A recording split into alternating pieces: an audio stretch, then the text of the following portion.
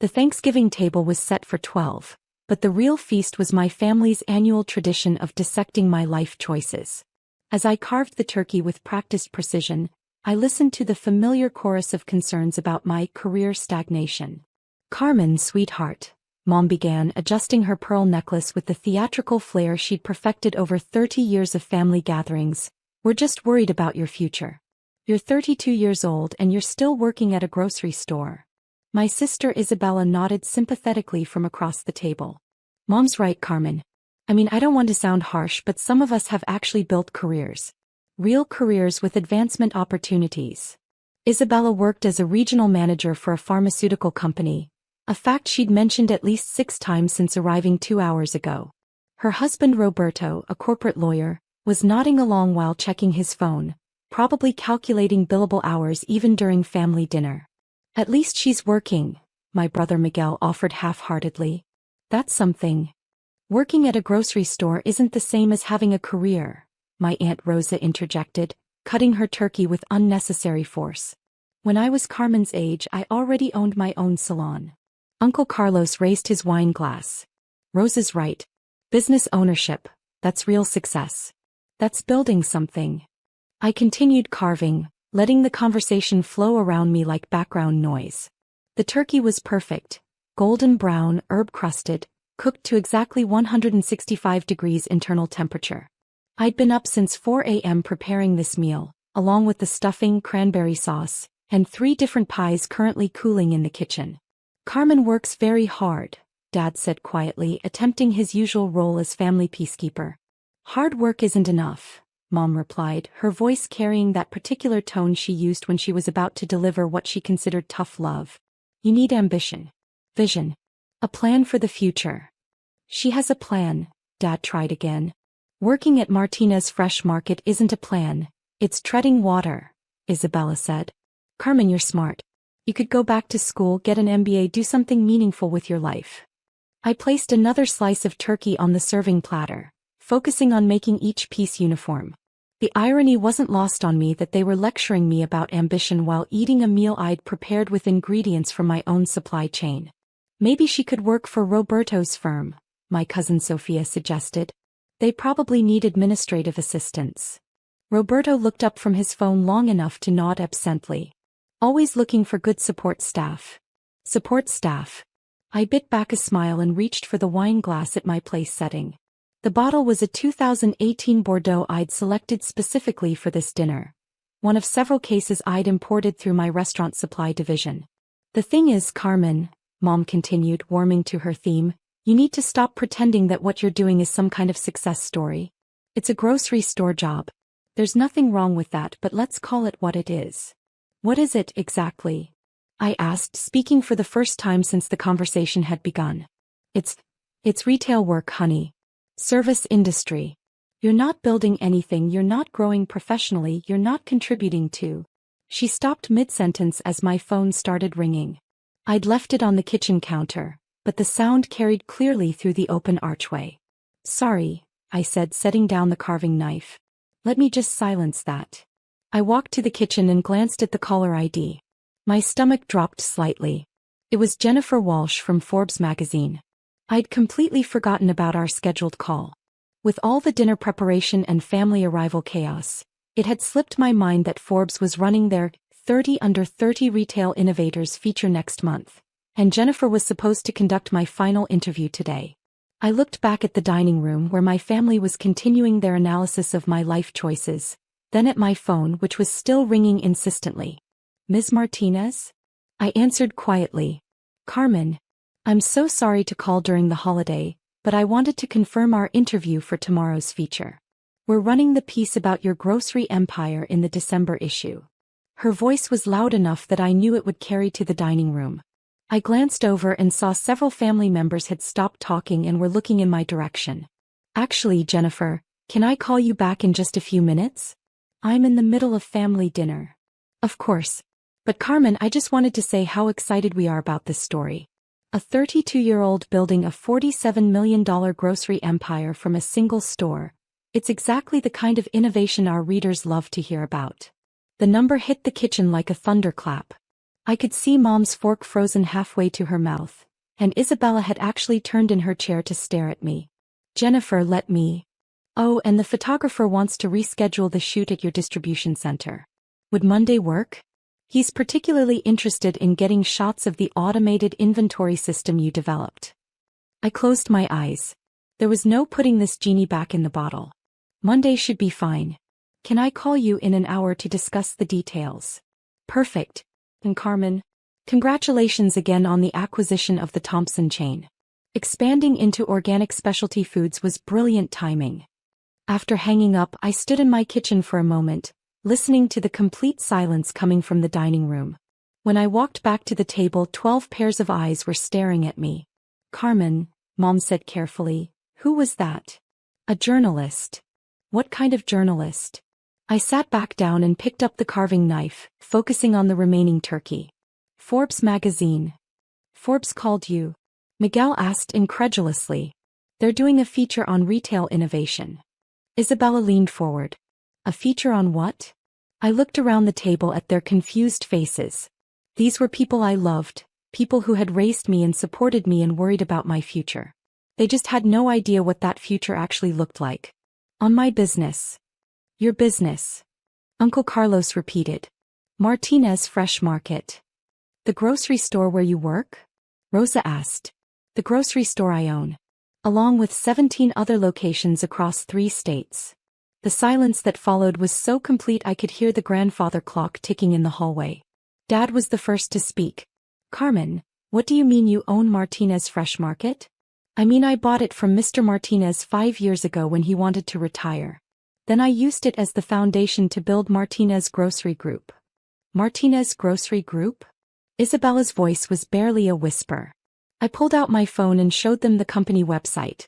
18 locations plus a distribution center, 3 processing facilities, and contracts with over 200 local farms. Roberto had forgotten about his phone entirely and was leaning across the table to look at my screen. This says your annual revenue is $47 million. Last year was good. This year we're tracking toward $60 million. Miguel was staring at me like I'd started speaking in tongues. Carmen, are you telling us you're a millionaire? The business is worth about $12 million. My personal net worth is around $4.8 million. Mom's wine glass slipped from her fingers and shattered on her plate. $4.8 million, she repeated slowly. Assets fluctuate with market conditions, but that's the current appraisal. Sophia picked up a piece of turkey with her fork, then put it back down without eating it. Carmen, how is this possible? Same way anyone builds a business.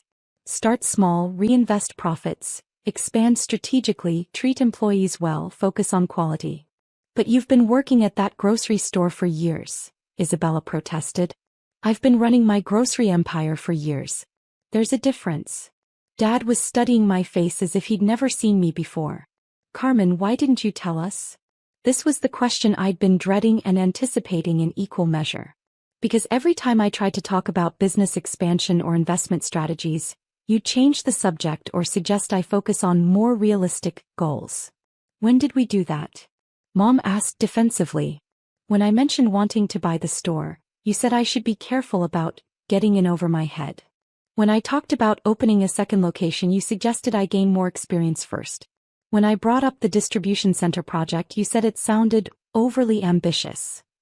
The accuracy of these memories was written on their faces. So I stopped sharing my plans and just executed them. Isabella was scrolling through the Martinez Grocery Group website on her own phone. Carmen, this article says you revolutionized local sourcing in the Southeast. It says you created jobs for over 300 people. 312 as of last month. And you developed some kind of inventory tracking system that other companies are licensing? The efficiency improvements were significant enough that we decided to commercialize the technology. Roberto looked up from Isabella's phone. You're licensing technology to other retailers? 17 companies so far. The licensing division generates about $800,000 annually. Uncle Carlos was doing mental math. Carmen, if your business is worth $12 million and you personally have almost $5 million, then I'm more financially successful than anyone else at this table, I finished quietly. The statement hung in the air like smoke. It was harsh but accurate and we all knew it. Why didn't you tell us? Mom asked again, her voice smaller this time. Because you were so convinced I was failing that you couldn't see I was succeeding. That's not fair. Mom, 20 minutes ago you told me to stop pretending I was successful. You said I worked at a grocery store like it was something to be ashamed of. We didn't know. You didn't ask. You assumed. My phone started ringing again. This time it was David Chin, my head of operations, probably calling about the new store opening in Atlanta next week. I should take this, I said, standing up. Carmen, wait, Isabella called. We need to talk about this. We are talking about it. No, I mean really talk.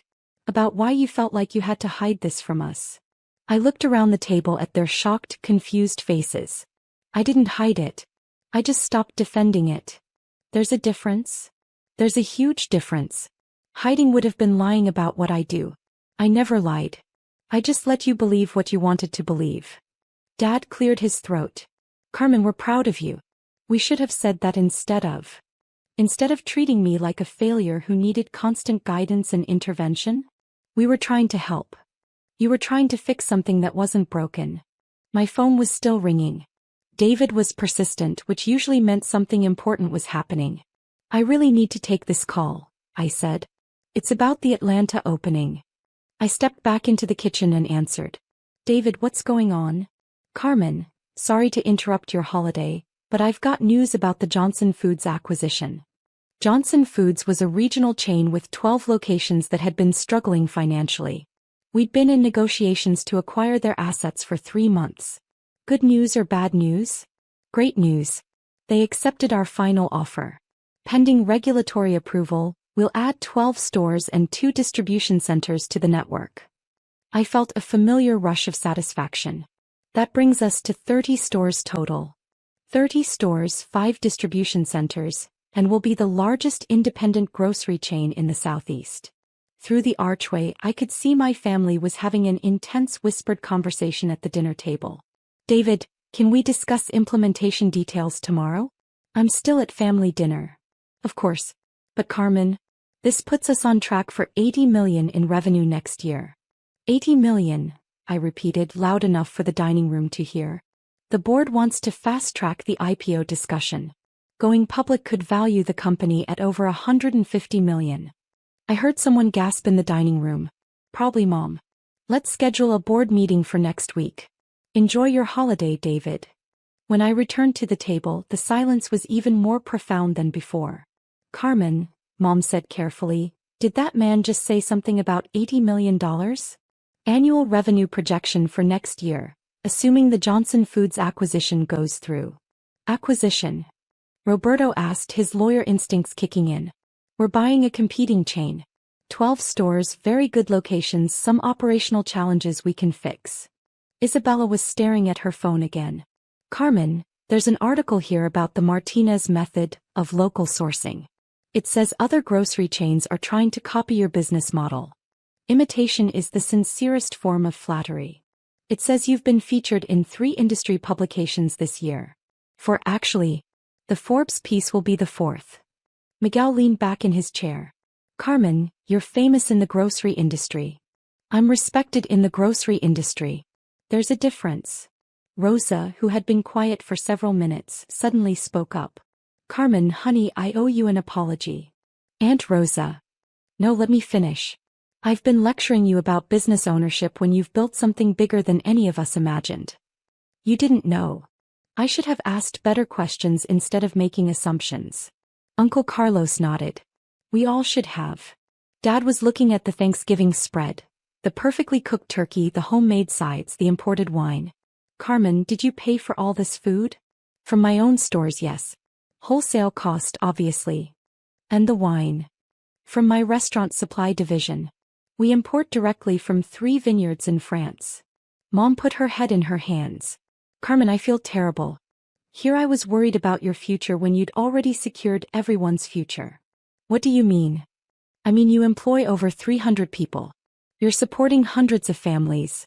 You're contributing to the economy in ways I never imagined. Isabella looked up from her phone. Carmen, this article says you offer full health insurance and profit sharing to all employees, even part-time workers. Good employees are the foundation of any successful business. It says your starting wages are 40% above industry standard. Happy employees provide better customer service. Roberto was reading over Isabella's shoulder. You also provide college tuition assistance and small business loans to employees who want to start their own companies. I believe in giving people opportunities to grow. The conversation continued for another hour, with family members taking turns asking questions about the business, reading articles on their phones, and generally trying to reconcile the Carmen they thought they knew with the Carmen who had apparently built a grocery empire while they weren't paying attention. But it was Mom's final comment that stayed with me as I cleaned up the kitchen later that evening. Carmen, I'm proud of you. I'm embarrassed that I didn't see what you were building, but I'm so proud of what you've accomplished. Thank you, Mom. That means everything to me. Can I ask you something? Of course. When you display your success publicly, the Forbes article, the industry recognition, how does it feel?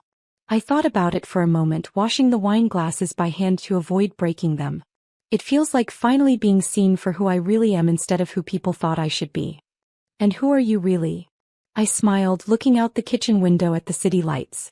Somewhere out there were 18 Martinez Fresh Market locations, 5 distribution centers, and over 300 employees who depended on the business I'd built from a single struggling grocery store. I'm a successful businesswoman who happens to work in groceries. Not a grocery store worker who happens to dream of success. 2 weeks later, the Forbes article hit newsstands with my photo on the cover under the headline, "The Grocery Revolutionary: How One Woman Built a $47 million Empire." Mom framed the magazine and hung it in her living room, right next to Dad's military commendations and Isabella's college diploma. But the real victory wasn't the magazine cover or the family recognition. It was the moment at Thanksgiving when my phone rang and I finally stopped hiding who I'd become. Sometimes the best revenge isn't planned, it's just perfect timing and the courage to let people see the truth they'd been too busy to notice.